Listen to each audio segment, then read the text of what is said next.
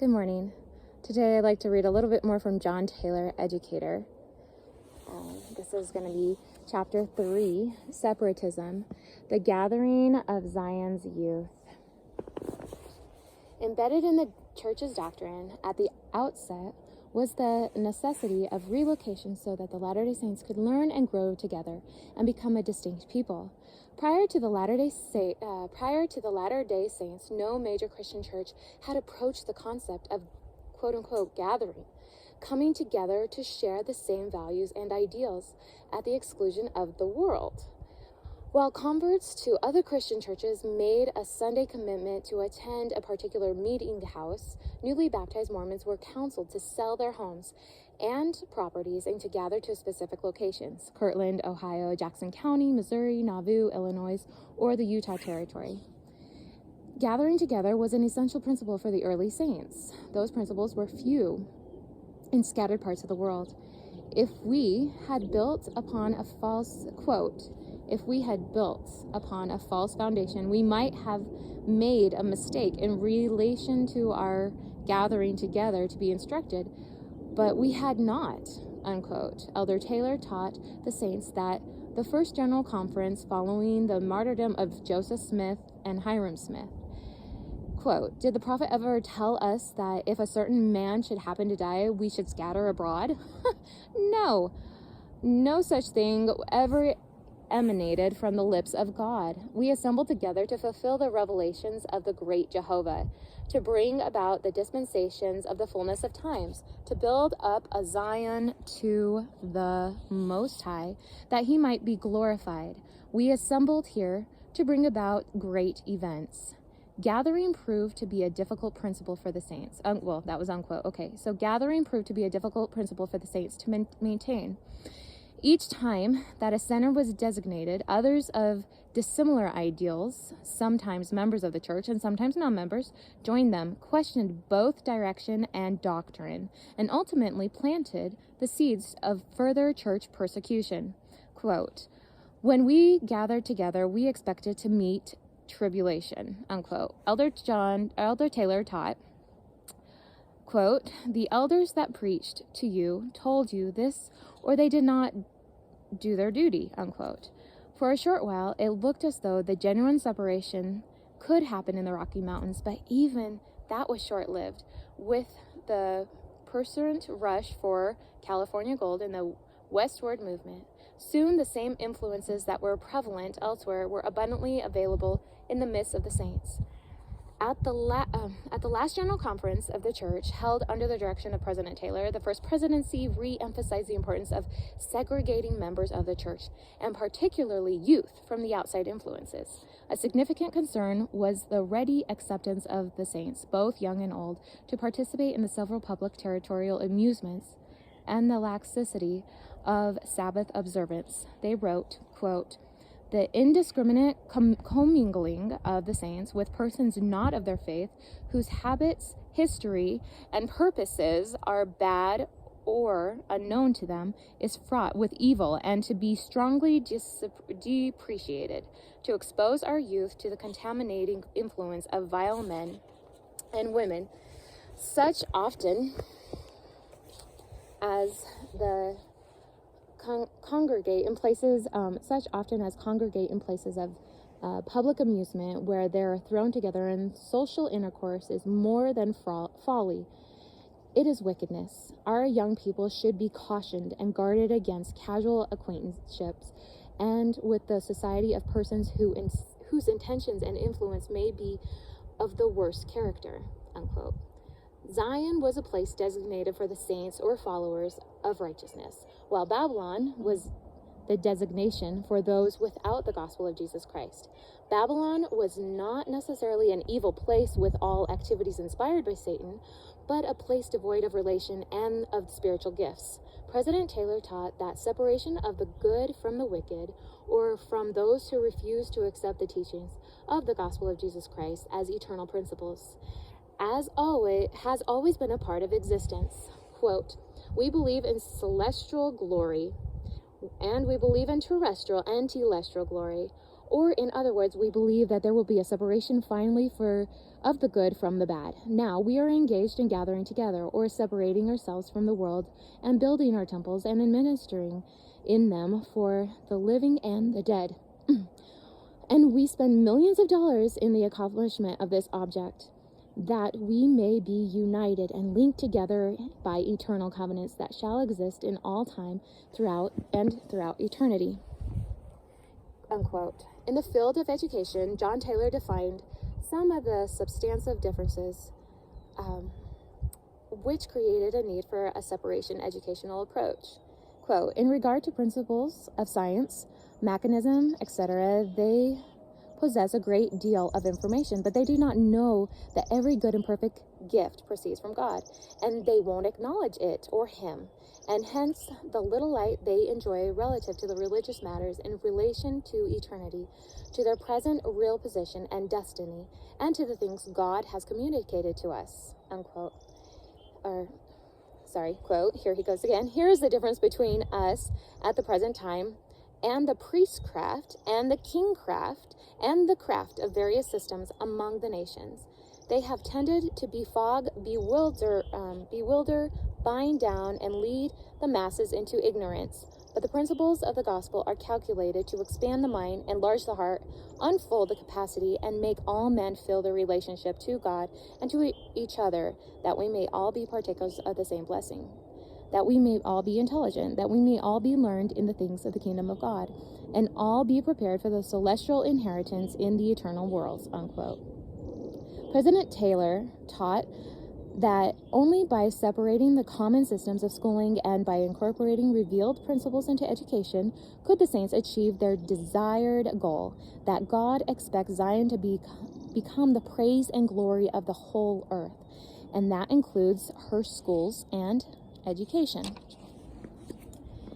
Insulation from the outer environment was to a large extent accomplished through constant reinforcement of parental responsibilities and through the augmented auxiliary and priesthood programs of the church. Schools then, however, just as today, had great influence on children's learning, partly due to the circumstances. See revealed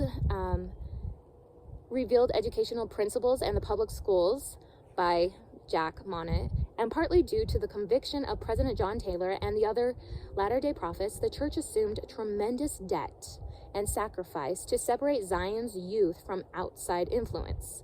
In 1883, 5 years before the church would inaugurate a full-fledged school system for LDS youth, President Taylor spoke to the saints in Manti, Utah about schools. Quote, I was pleased to hear that President Kanu Peterson and other leading men of Ephraim had secured a building which is at present in an unfinished condition, with the intention of converting it into an academy. You need such an institution, and by right you ought to have one in all your larger towns, and your school teachers should be the best you can get. They should be men of faith in God, men who believe and who have the knowledge of God, the gospel, men capable of imparting true and correct ideals with regard to God and his works and the laws that govern them, as well as being able to impart regular scholastic education. I would advise Brother Peterson and those associated with him in this enterprise to carry on the completion of the work they have begun, and I would say to you here in Manti, bestir yourselves in the same direction. End quote. Prior to his Manti visit, President Taylor had seen progress of the Brigham Young Academy in Provo. It was a controlled learning environment where, under the direction of the Latter-day Saints, imbued with the Lord's Spirit and possessing the ability of teaching students, obtained both temporal and spiritual knowledge. Unlike the somewhat secular atmosphere of district schools, encouragement was given conducive to ideals and values taught by the scriptures and the prophets. I was talking to Brother Macer, who was the principal of the Brigham Young Academy, President Taylor told his listeners in 1878. In that conversation, Carl G. Macer shared, "There is one thing, President Taylor, I will guarantee. That is, no infidels will go from my school." Unquote. Why? Well, quote, he would teach them the gospel and inculcate its principles, which are so far advanced of infidelity that it would have to hide its hoary head in shame before the light, glory, and intelligence that comes from God and that exists in all works, and that fools do not comprehend." End quote. That kind of schooling gave meaning to the principles of gathering. As President Taylor said, in addition to church teaching in the classroom, principles of the gospel were inculcated throughout students' educational experiences. Someone's going to have to help me with that word. Primary elements of that experience at Brigham Young Academy in Provo, the pattern for other schools would become part of the church education system, were the theological and the domestic organizations. In 1883 through 1884, circular of the Academy defined the roles of the expectations of these organizations. The theological organization coordinated 1. Opening and closing exercises every day with singing and prayer. 2. Daily theological classes, recitations in every department. 3. General theological repetition in quorums every Monday. 4. Priesthood meeting every Tuesday at 4 p.m. 5. Divine service every Wednesday at 2:45 p.m. Coupled with the church meetings, classrooms, instruction, and classroom prayer, the domestic organization oversaw the balance of the academy experience and ensured practical application of the gospel principles. Tenets of the organization were: 1. All students are subject to domestic regulations in and out of the school. 2. Vulgar language, profanity, and obscenity in any form is strictly forbidden and may be punished with expulsion. 3. The use of tobacco or strong drink is not allowed. 4. Students shall not attend public or private parties without written permit from the principal. 5. No student shall choose a boarding place or lodging without approval from the principal. 6. Where 2 or more students reside in one house, one of them will be appointed senior. 7. Students from the outside of Provo constitute the domestic organization and meet every alternate Thursday at 4 p.m. for a report. 8. Ladies students are under the superintendency of a lady teacher. 9. Students are not expected to be away from home after regulation hours without reporting to the principal the next day. 10. Students will be visited by representatives to the principal bi-weekly. 11. No student can honorably discontinue attendance without a written release from the principal. 12. Every student, before obtaining an honorable release, shall present the principal a receipt for his board. 13. In case of injudicious expenditure on the part of any student, the principal has the right of control. The 1882 to 1883 academic year showed that over 500 students were enrolled in the Brigham Young Academy, coming from most counties in Utah, Idaho, Nevada, Arizona, and New Mexico.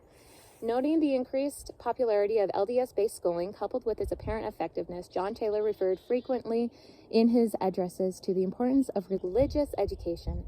He saw an enhanced future for the saints through the education, which would bring not only the teaching of theoretic principles to the generation, but also demonstrate the application of those principles in their lives, whereas the larger environment couldn't be protected from the outside stimulus. A Latter-day Saint classroom could.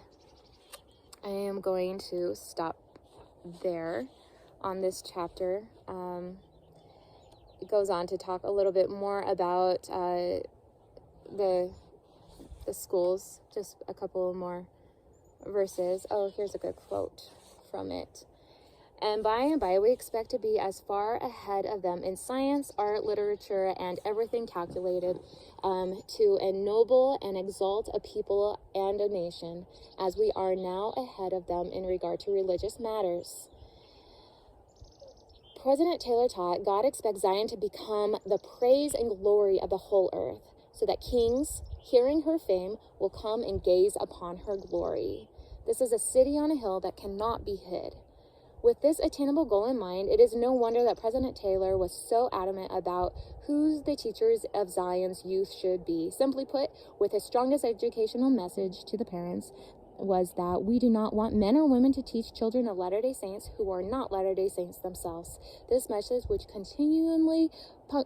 was continually punctuated throughout his discourses in language impossible to misunderstand. After emphasizing his premise that saints were to teach saints, it is not uncommon for him to say, "Hear it, you elders of Israel, and you school trustees. We want none of these things. Hear it, you elders of Israel, and you fathers, and you mothers." And I know that these things are true, and I say these things in the name of our Savior Jesus Christ. Amen.